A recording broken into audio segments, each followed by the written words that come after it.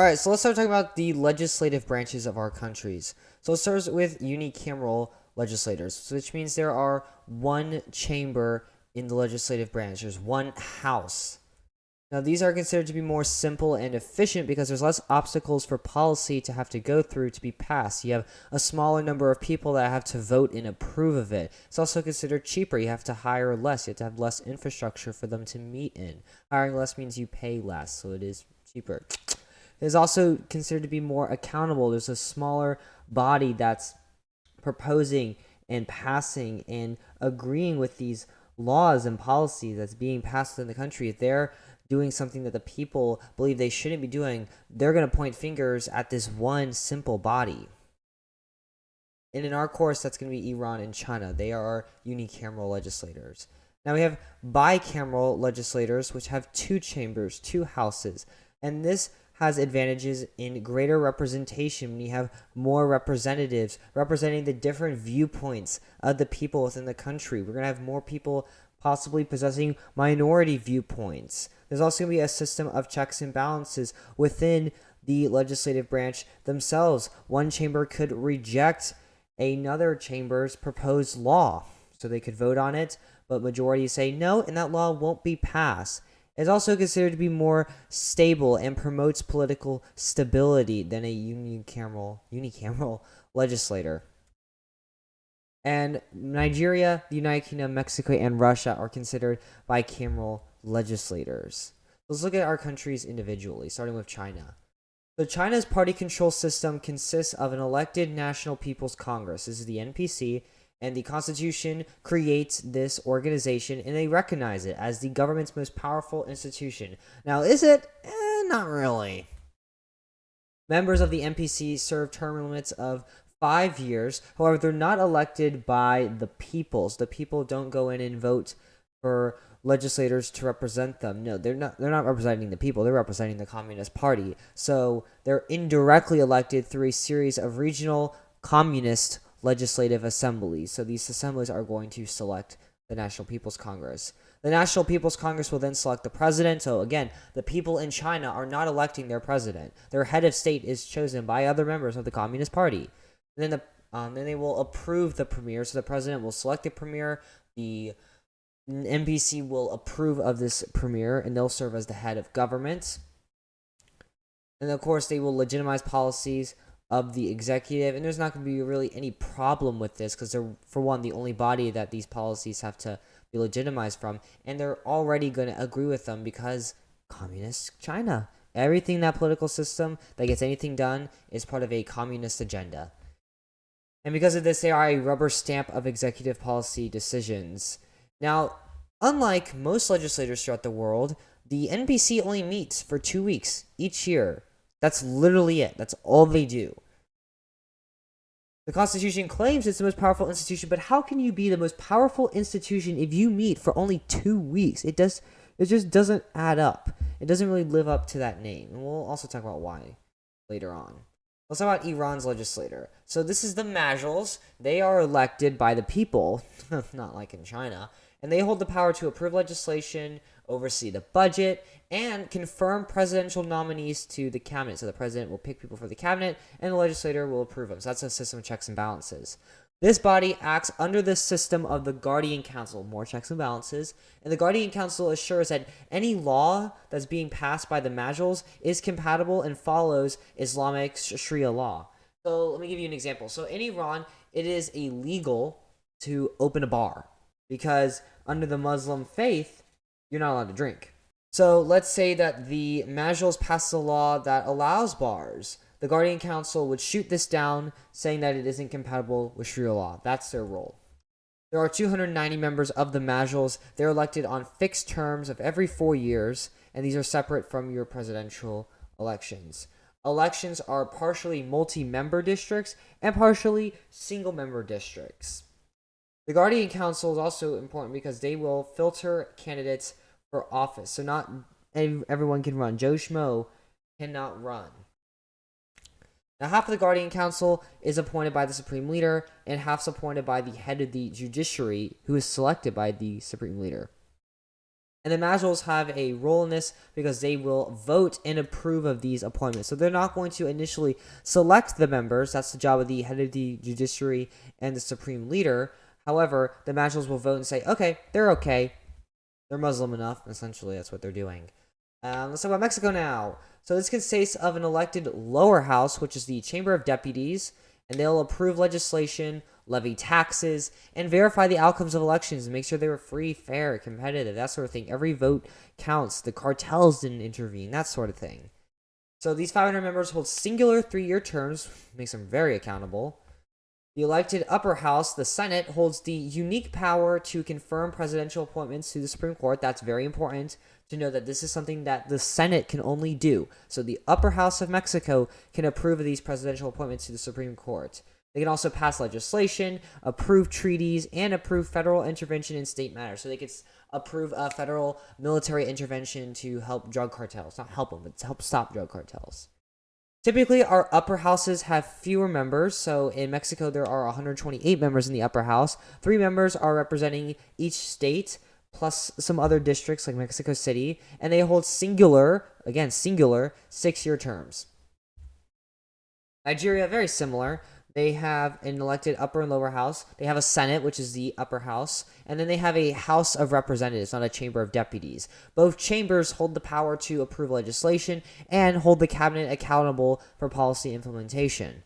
The Senate has the ability to impeach the president or other members of the government, as well as they have unique confirmation powers through various appointments. The Senate has 109 senators, and just like in Mexico, they represent the states, 3 each per state, and then 1 from a different region. The House of Representatives has 360 members, and only recently has the legislature been a check on executive power. As we talked about in Unit 1, Nigeria is a democratizing country, so it's going from an authoritarian to democratic regime, and it still has some authoritarian roots and plenty that they're trying to dissolve and kind of move away from. And this is a very recent and very current process. So any system of checks and balances between the legislature and executive branch are very new and contemporary in this country. All right, in Russia, they have an elected state Duma, which is the lower house. They'll pass legislation and confirm the prime minister who is appointed by the president.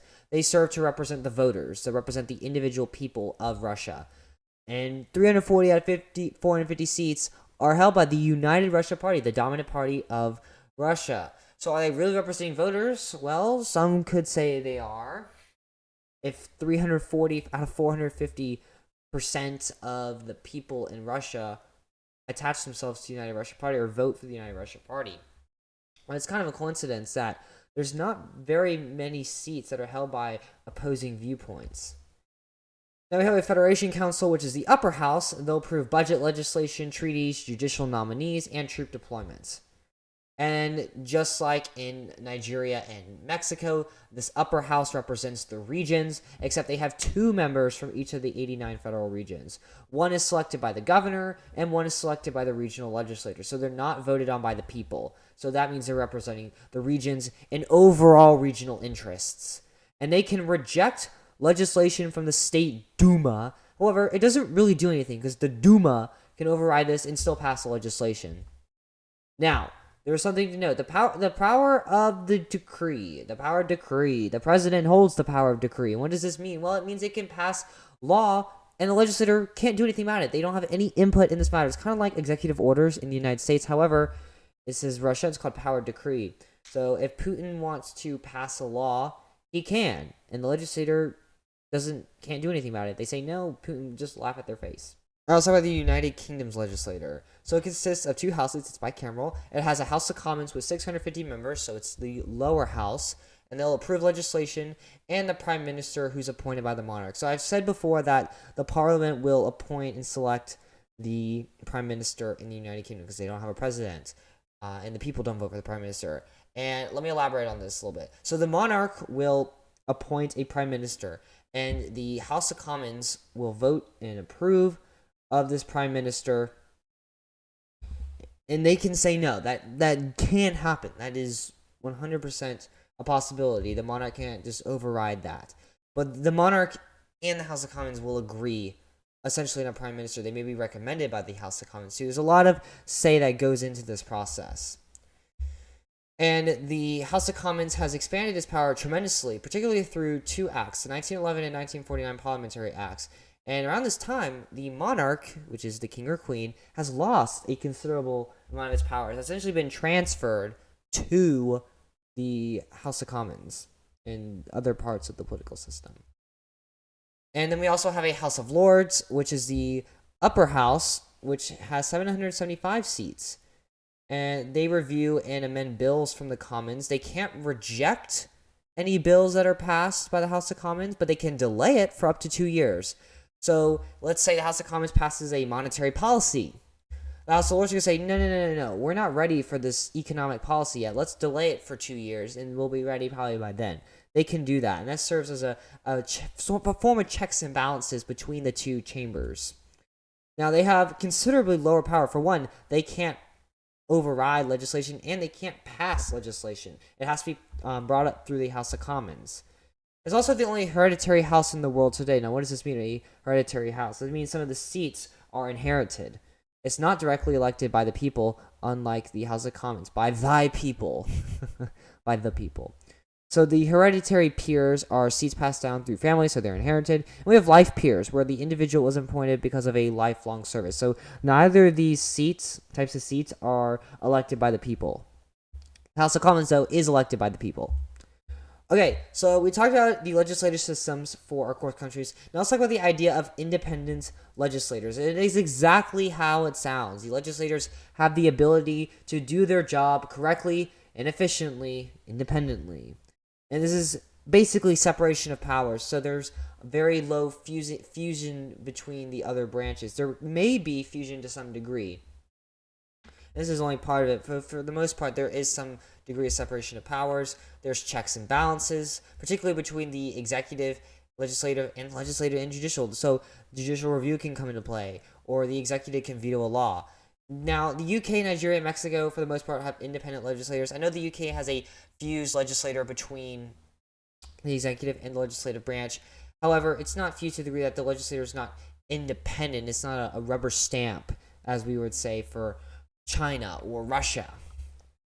These three countries, Iran, China, and Russia, do not have independent legislators for a variety of reasons. An independent legislator, for the most part, will respond to the needs of the people, their desires, what they want to happen in the country, what should happen within the country. They'll also produce compromises between political factions. So these could be your political parties. They share common unifications that bind them together and their beliefs. And also to promote civil liberties and extend them. They're not taking away anyone's right to live or life, liberty, property. Some would say the pursuit of happiness. Your basic civil liberties. They're trying to uphold them and enforce them. Now, something else to point out is that these independent legislators should run in a relatively predictable manner. So people who are electing these officials expect their officials to act in a certain way, act in those interests because they are representing the voters. In most cases, in the House of Lords, it doesn't really happen that way. And independent legislators, for the most part, will bolster legitimacy and stability because people will think they're writing correctly. So let's talk about Russia, Nigeria, and Mexico. What's so similar about these three countries? I'll show you. They have presidential decree, which means that the president can pass law without the legislators' input. Now, legislators can just simply overturn them. No, they can't. Russia's legislator, for the most part, is a rubber stamp of the executive branch, so they have no reason to overturn them because they're just going to agree or be scared to disagree with the policy, as both branches are dominated by United Russia. Nigeria and Mexico have relatively free and fair elections for the legislature and executive branches, each with set election dates. Yeah. Now, China and the United Kingdom. We talked about how the NPC, according to the Constitution, is the true center of power. However, it's the entire Chinese Communist Party. Now we have the Politburo Standing Committee, which is the true seat of power. If you want a real organization, this is what you want to look at. The Politburo Standing Committee. They're the top leadership of the Communist Party, so they're a little portion of it.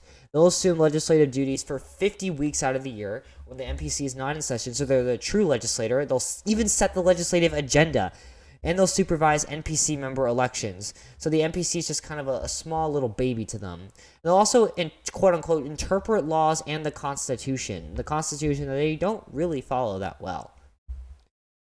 And then in the UK, there's also some fusion here. There's fusion between the executive and legislative branches, and this leaves the legislative with fewer checks. But the Prime Minister can still veto legislation and call for new elections, and calling for new elections means that these candidates in the House of Commons have 30 days to campaign before a new election. So there are systems of checks and balances in place between these two branches. So about Iran. So we have the Guardian Council, which vets candidates and oversees the majlis to make sure laws comply with Islamic laws. We saw earlier, this system checks and balances, make sure the majlis are passing laws that uphold the Islamic faith. The Guardian Council can approve of these laws or they can veto them. There's also the Expediency Council, which is selected purely by the Supreme Leader. Remember, the Supreme Leader nominates half of the Guardian Council, but they select the entire Expediency Council. And they are an advisory committee that will resolve any disputes and create compromise between the majlis and the Guardian Council. So if they bicker back and forth, this Expedient Council will come in and settle all the heat and tension. And they are a check on the legislative and judicial branches. Now let's talk about...